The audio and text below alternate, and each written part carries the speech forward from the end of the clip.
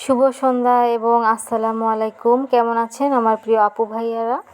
আশা করি আল্লাহর অশেষ রহমতে সবাই অনেক অনেক ভালো আছেন, সুস্থ আছেন। শুরু করছি একটি নতুন ডেইলি লাইফস্টাইল ব্লগ। প্লিজ একটি লাইক দিয়ে আমার পাশেই থাকবেন। ভিডিওটি সম্পূর্ণ দেখার অনুরোধ জানাচ্ছি। তো এখন হচ্ছে সন্ধ্যার পরে আমি রাতের জন্য একটু নাস্তা তৈরি করছিলাম। তো রান্না করব হচ্ছে চিকেন দিয়ে নুডলস রান্না করব। আমি সাধারণত নুডলসে হচ্ছে ডিম ব্যবহার করি না। এমনি নুডলস রান্না করে খেতে আমার অনেক পছন্দ, শুধু আমাদেরও। তো দেখা যায় যে মাঝে মাঝে একটু চিকেন দিয়েও করি, কিন্তু ডিম দিয়ে তেমন করে আসলে করা হয় না। আর তারপর হচ্ছে যে আমি হচ্ছে চিকেনটা একটু ছোট ছোট করে কেটে নিয়েছিলাম, একটু লবণ আর হলুদ দিয়ে সেটা আমি ভেজে নিচ্ছি। আর আমি সাধারণত নুডলস রান্না করার ক্ষেত্রে স্টিক নুডলসের ভিতর আলু দেই। আর যদি শীতকালীন সময় হয় তাহলে অন্যান্য সবজি দিই, যেমন গাজর। তো ভালোই লাগে সবজি দিয়ে নুডলস রান্না করে খেতে, সেটা স্বাস্থ্যের জন্য কিন্তু অনেক উপকারী। আর দেখা যায় যে আলু দিলে একটু পরিমাণটাও বেশি হয়। তো এরপর হচ্ছে আমি এখানে চিকেনটা একটু ভালো করে ভেজে নিলাম। তারপর হচ্ছে পেঁয়াজ আর কাঁচামরিচ কুচি দিয়ে দিলাম। এখানে আমি ছোট করে 2 কোয়া রসুনও ব্যবহার করেছি আজকে, যাতে হচ্ছে চিকেনের সাথে এটা খুব সুন্দর একটা স্মেল বের হয়। তো সব শেষে হচ্ছে সিদ্ধ করে রাখা নুডলসগুলো দিয়ে দিলাম। আর এখন হচ্ছে নুডলসের মশলা দিব। তো নুডলসের মশলা বলতে হচ্ছে নুডলসটা খেতে আমার ম্যাগি মশলা দিয়ে হচ্ছে খেতে অনেক ভালো লাগে। আর সাথে যে প্যাকেটটা থাকে ওটা আমি আর দেই না, কারণ ওটাতে খুব সুন্দর একটা স্মেল আসে না। আর ম্যাগি মশলাটা জানি না কেন আমার খুবই ফেভারিট, ওটা না দিলে নুডলস আমার খেতে ইচ্ছে করে না। যেদিন ওই মশলা না দিই সেদিন আমি নুডলস আর খাই না, সেটা ওর বাবাকে আর হচ্ছে ছেলেকেই দিই। দেখেন মাশাআল্লাহ আমার ছেলেকে দিয়ে দিয়েছি, অনেকটাই গরম ছিল যার কারণে সে হচ্ছে এই যে এভাবে হাতে নিচ্ছে। মাশাআল্লাহ আমার ছেলে কিন্তু এখন হাত দিয়ে সব কিছুই খেতে পারে এবং খেতে পছন্দও করে। আর মাঝে সাঝে হচ্ছে আমি একটু ওকে খাইয়ে দেই।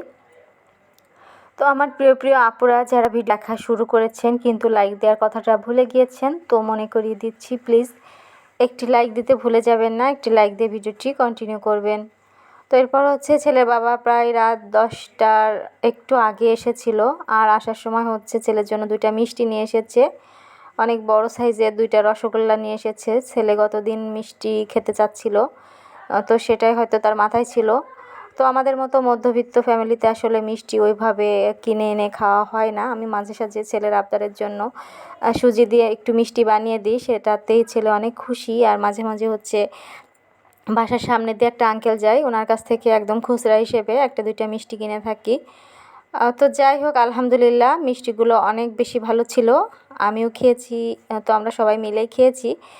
আর রসগোল্লাটা সত্যি অনেক বেশি ভালো ছিল, আলহামদুলিল্লাহ, শুক্রিয়া। তো এরপর হচ্ছে আমি ছাদে চলে এসেছিলাম। বেশ অনেকগুলা কাপড় রোদে দিয়েছি। এখনকার সময়ে যেটা হয় সেটা হচ্ছে এই যে রৌদ্র, একটু পরেই মেঘ, তো সেই মেঘ কেটে গিয়ে আবার রোদ, তো এরকম হতে থাকে। তো আমি তো সব দিন কাপড় মেলে দেই না, আমি 2-1 দিন পরে পরে হচ্ছে কাপড়গুলো ধুই, কারণ প্রতিদিন ছাদে ওঠা আমার পক্ষে সম্ভব নয়। 1-2টা কাপড় যদি থাকে তো সেটা আমি ঘরেই মেলে দেই এবং ফ্যানের বাতাসে সেটা শুকিয়ে যায়। আর বেশি কাপড় এবং মোটা কাপড়গুলাই হচ্ছে আমি ছাদে নিয়ে আসি। তো আজকে দুপুরে খিচুড়ি রান্না করব। চাল ডাল মিশিয়ে নিলাম। দেখা যায় যে বর্ষার সময়টাতে এই যে ডাল রেখেছি, ডালগুলো যেন কেমন একটু উপরে ছত্রাক পড়ে গিয়েছে। তো তারপর হচ্ছে যে আমি এখন হচ্ছে ভালো করে ধুয়ে নিচ্ছি। আজকে দুপুরবেলা খিচুড়ি রান্না করব, কেননা 2 দিন হলো আমার কেন জানি না মাছ তরকারি খেতে খুব একটা ভালো লাগছে না, মুখের রুচি চেঞ্জ হচ্ছে, মনে হচ্ছে একটু খিচুড়ি খেলে মনে হয় একটু খেতে পারবো। তো এই জন্য হচ্ছে আমি এখানে খিচুড়ি রান্নার আয়োজন করতেছি দুপুরবেলা। তো যদিও আমি এটা মনে করেছিলাম, কিন্তু আমি খুব বেশি খিচুড়ি খেতে পারিনি। তো মনটা আসলে বাবার জন্য অনেক বেশি খারাপ, এই জন্য হচ্ছে খাওয়া দাওয়ায় আমার রুচি নাই। মন ফ্রেশ থাকলে ক্ষুধা লাগবে, খাবার খাওয়ার রুচি থাকবে। মনটা যদি ভালো না থাকে খাবারের প্রতিও না ওইভাবে আগ্রহটা কাজ করে না। তো এখানে হচ্ছে আমি একটা বাটা মশলা দিয়েছি, এই মশলার জন্য খুব সুন্দর একটা সুঘ্রাণ বের হবে। এখানে ধনিয়া, তারপর হচ্ছে গোটা জিরা আর হচ্ছে এলাচ দিয়ে খুব সুন্দর করে বেটে নিয়েছি। আর তারপর হচ্ছে আমি ছোট ছোট করে 2টা আলু টুকরো করে দিয়ে দিয়েছি। তারপর হচ্ছে বাকি সমস্ত মশলাপাতি যা লাগবে সব কিছু দিয়ে ভালো করে হাতে মেখে এখন পরিমাণ মতো পানি মেপে দিয়ে এটা আমি বসিয়ে দিব। আর খিচুড়ি রান্না করতেছি, সেই সাথে হচ্ছে একটু চিকেন কষা রান্না করব। তাহলে কি হবে, খিচুড়ির সাথে একটু খাওয়া যাবে আর বাকিটা রাতের জন্য থেকে যাবে, তখন শুধু একটু ভাত করলেই হয়ে যাবে। আর খিচুড়িটা দেখা যায় যে আমি শুধু একবেলার জন্যই করে থাকি, দুই বেলা খিচুড়ি খাওয়া আমার পছন্দ না।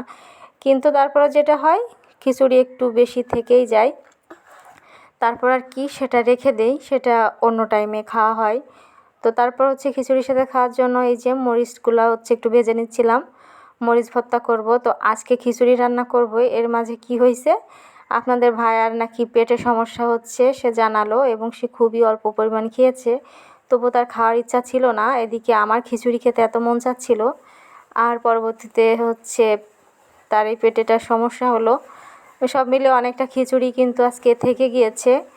আমিও খুব বেশি খেতে পারিনি, আর সেও কিন্তু একটু ভয়ে ভয়ে থেকেই খায়নি, কয়েকবার টয়লেটে গিয়েছে, স্যালাইন খাচ্ছে।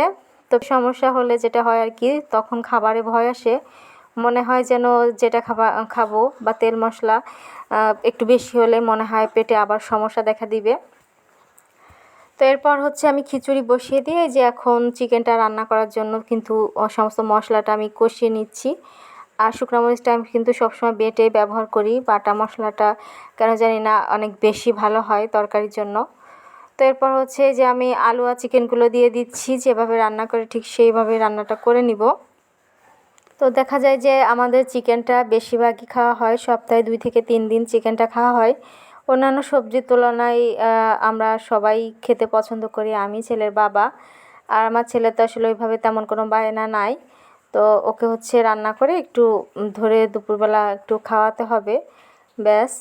তো এই জন্য হচ্ছে, যেহেতু আমরা দুজনই পছন্দ করি, তো আমরা প্রায় আমাদের সপ্তাহে চিকেনটা একটু বেশি খাওয়া হয়। তো এরপর হচ্ছে যে খিচুড়িটা একটু নেড়ে চেড়ে দিচ্ছিলাম। তো এটা প্রায় হওয়ার দিকে, আর একটু সময় লাগবে। আর এদিকে হচ্ছে এই যে মাংসের ভিতরে এখন আমি পানি দিয়ে দিলাম কষানোর জন্য, কষানোর পানি দিয়ে দিলাম। এখন ঢেকে কষিয়ে সুন্দর করে রান্নাটা করে নিব। আর একদম শেষ ফিনিশিংয়ে খাবার টাইমে চলে এলাম। তো এই যে খেতে বসেছি, মরিচ ভর্তা, তারপর হচ্ছে আচারের তেল, একটু মাংস, সাথে নিয়েছি সালাদ।